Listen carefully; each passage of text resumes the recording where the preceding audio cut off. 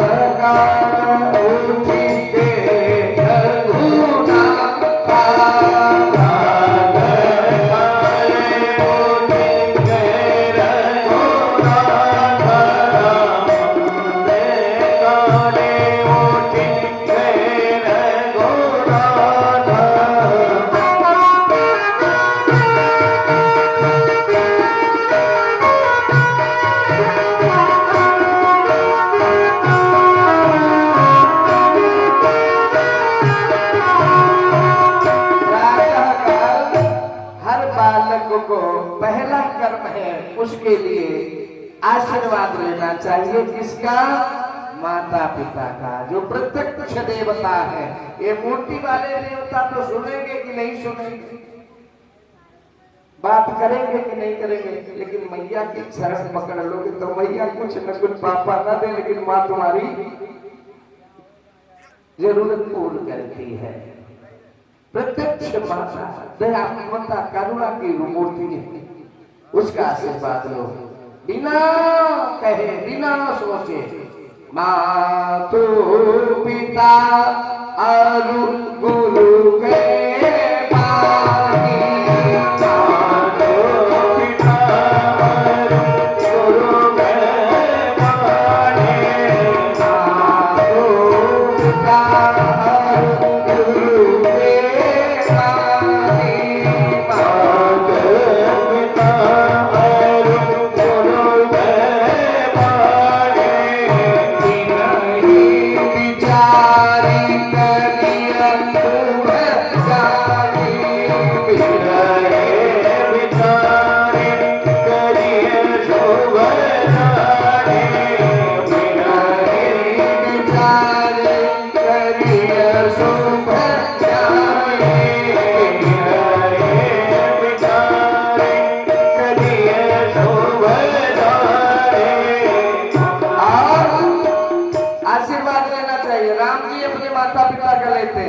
और आप एक तो बताएं, इस समय भारत में सबसे बड़ी कम आयु में सिद्धि प्रसिद्धि यश अपने को जीवन में कम आयु में प्राप्त करने वाले बागेश्वर धाम के धीरेन्द्र शास्त्री जी, सब लोग जानते होंगे। बच्चा बच्चा पंडित मिश्रा है ना, ये महान राष्ट्रीय नहीं अंतरराष्ट्रीय संत हैं जिनकी पूजा सब लोग कर रहे हैं, और वो भी हमारे गोपाल बाबा के आश्रम में आकर दंडवत कर रहे हैं।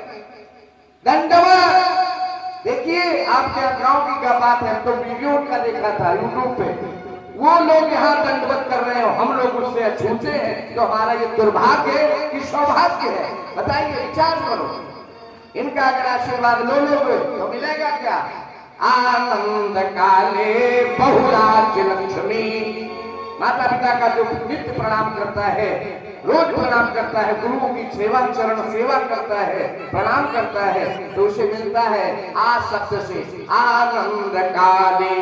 जीवन भर आनंद ही आनंद होगा। और कैसा आनंद?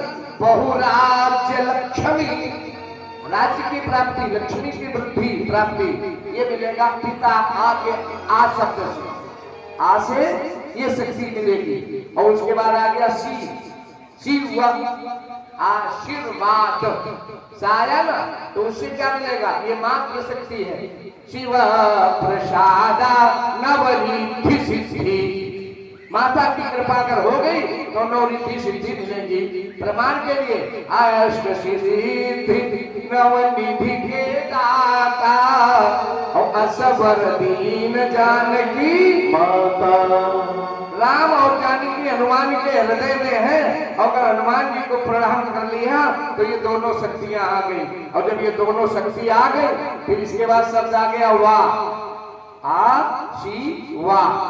जब हनुमान जी, सीता जी और राम जी का आशीर्वाद मिला, फिर मिला क्या, ये शक्तियां दोनों मिल गई, फिर वाह शब्द आया तो वाता हता शत्रु विनाशनम च।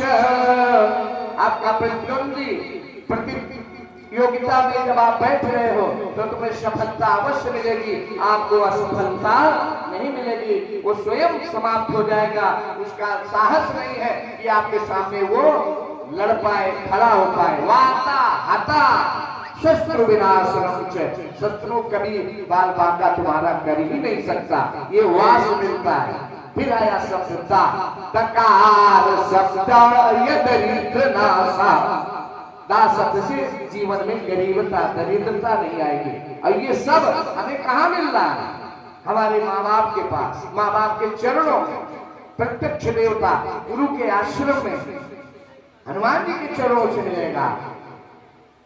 श्री गुरु चरण सरोज रज निर्मल मुकर सुधार, वर्ण रघुवर विमल यश जो दायक फल चार फल मिल जाएंगे। बुद्धिहीन तन जानिके सुमिरो पवन कुमार, बल बुद्धि विद्या देव मोहि हरो कलेश। ये चारों चीजें मिलेगी, लेकिन क्या है ये हम अपने बच्चों को बताते नहीं। बताएंगे क्या, बेटा गुड मॉर्निंग, बुरा ना माने, ये बताना पड़ता है। आप लोगों के पंडित जी ये भी कथा में लिखा है, लेकिन कथा का लक्ष्य क्या है, उद्देश्य क्या है, कि जो हमारी संस्कृति नित्य प्रति ह्रास हो रही है, संस्कारहीन हो रहे हैं हम लोग, हमारी नौ पीढ़ी, उसको संभालो, तुम्हारा काम है। ये धरोहर है, भविष्य है भारत के। अगर इनका संस्कार सही नहीं रहेंगे, आप अंग्रेजी मीडियम पे पढ़ाओगे, सीबीएसई बोर्ड, आईएससी बोर्ड, तो वो बेचारे ये नहीं जानेंगे, प्रणाम नहीं जानेंगे। वो good morning, good night, good evening, hi bye, ये सब सीखेंगे। डैड मैम, वो मम्मी पापा नहीं बोलेंगे, हाय पापा डैड। डैड डैड क्या होता है भाई? देखो ये हमारी संस्कृत कल्चर। पहले पिताजी, कितना बोलने में प्रेम झलकता था, शब्दों में रस था। पहले जब हम लोग एक दूसरे को पत्र लिखते थे, उस पत्र में इतना प्यार होता था, उसको पढ़ते पढ़ते आंसू आ जाते थे। अब रोज व्हाट्सएप वीडियो कॉल हो रही, लेकिन प्रेम नहीं। लड़का विदेश में, हम यहाँ पढ़े अकेले, और समझ रहे हम बहुत बड़े धन्ना से, काहे के धन्ना से है? वहां तो बेटा पड़ा है बाहर, तुम पड़े बाहर, मर जाओगे तो कुछ नहीं जाएगा, सिकंदर की तरह बाहर हाथ करके चले जाओगे। कितनी जगह पड़ा, कितना धन, कुछ नहीं ले गया। उसने बता दिया कि भैया कुछ नहीं जाएगा। इसलिए हम आपसे ये निवेदन करते हैं इस भागवत मंच से कि आज अपने बच्चों को संस्कार से सुसज्जित करो। शिक्षा महत्वपूर्ण है, आवश्यक है, परंतु शिक्षा के साथ संस्कार अगर आ गया तो वो शिक्षा के चार चांद हो जाएंगे। और संस्कार नहीं आया तो रावण के पास बहुत ज्ञान था, बहुत बल था, बहुत धन था, लेकिन संस्कार और चरित्र गड़बड़ था, जिसकी वजह से उसका परिवार नष्ट हो गया। तो हमें रावण बच्चों को नहीं बनाना है, धन बहुत नहीं कलेक्शन करना है, मधुमक्खी की तरह बहुत धन क्या संचित करती है, भोग नहीं पाती है। इसलिए जिंदगी की सफल करने वाले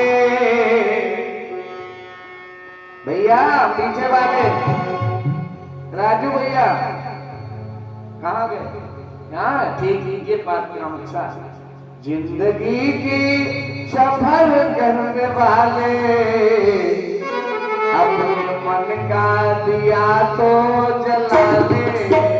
जिंदगी का सफर करने वाले अपने मन का दिया तो जला दे।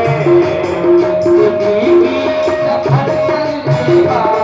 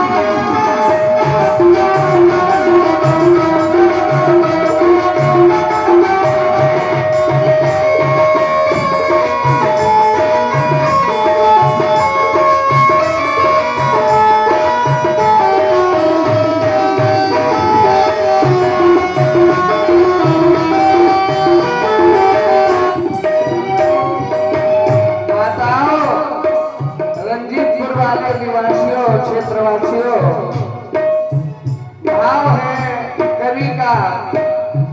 रात लंबी है गहरा अंधेरा, रात लंबी है गहरा अंधेरा, रात लंबी है गहरा अंधेरा, रात लंबी है गहरा अंधेरा। कौन जाने कहाँ हो सवेरा, रात लंबी है गहरा अंधेरा, कौन जाने कहाँ हो सवेरा। आप परसों आज गाड़ी को आना चाह रहे थे, पता था आज आप आए, कोई नहीं जानता। रात लंबी है गहरा अंधेरा, जय हो। क्या जीवन की रातें सुख दुख जो है ना, पता नहीं कब अच्छा होगा, कब हानि होगी, कब लाभ होगा, कब सुख होगा, कब दुख होगा। हानि लाभ जीवन मरण है सफेद स्थिति। इसलिए मेरे भाइयों बहनों माताओं बेटियों, रात लंबी है गहरा अंधेरा, रात लंबी है गहरा अंधेरा, कौन जाने कहाँ हो सवेरा, रात लंबी है गहरा अंधेरा, कौन जाने कहाँ हो सवेरा। कौन जाने कहाँ हो सवेरा, कौन जाने कहाँ हो सवेरा। तू अनजान पथ का है राही, तू अनजान पथ का है राही, चलते रहना है काम तेरा, अनजाने पथ का है राही, चलते रहना है काम तेरा। क्या करना।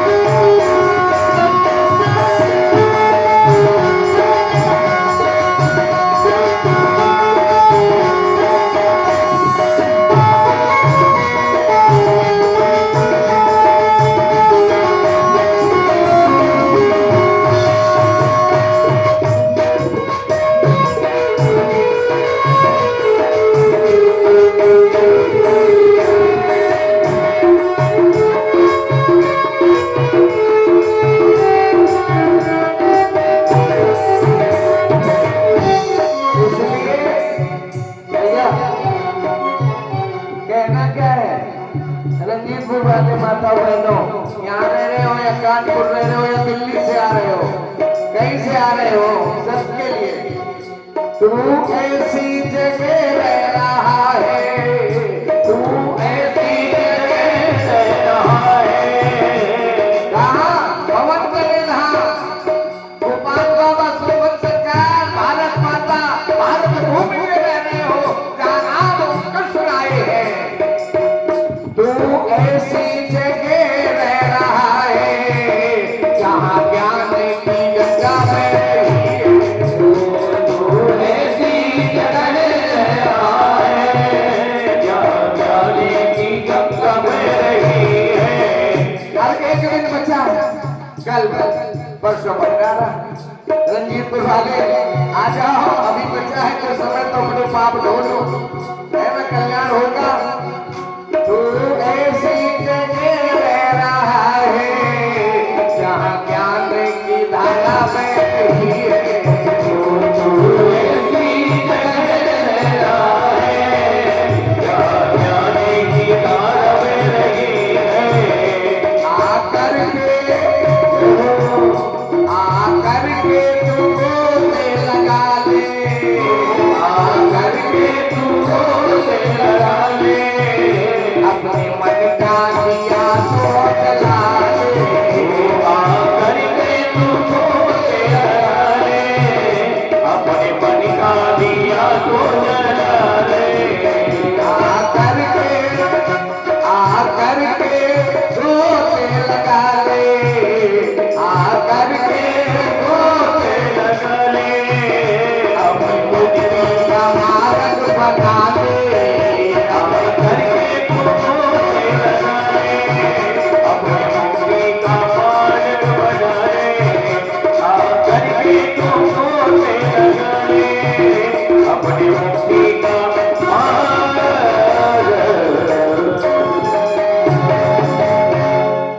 जिंदगी का सफर करने वाले अपने मन का दिया तो जला। आज ये सत्संग गंगा में कल आप लोगों ने सुना, भगवान गोवर्धन की लीला करते हैं। इंद्र का अपमान हुआ, इंद्र के अपमान पर आज क्रोध आ गया। क्रोध नहीं करना चाहिए, क्रोध पाप कर मूल। देखो आप लोग यात्रा करते हो, यात्रा काहे से करते हो? कोई पैदल करता है, कोई साइकिल से करता है, कोई कार से करता है, कोई एरोप्लेन से करता है, कोई ट्रेन से करता है। अलग अलग अपने लोगों के साधन है जिससे आप लोग अपनी अपनी बढ़िया यात्राएं करते हैं। लेकिन ये जो वाहन है आपके जीवन में, साधन है, स्थान यात्रा को पूर्ण करने के लिए एक मंजिल से दूसरी मंजिल पर पहुंचाने के, ये भौतिक साधन है। क्या है? भौतिक साधन। इन साधनों से आप उड़ीसा से कानपुर, कानपुर से दिल्ली, बंबई, कलकत्ता आदि आदि जगह जा सकते हो। भैया क्या नाम है?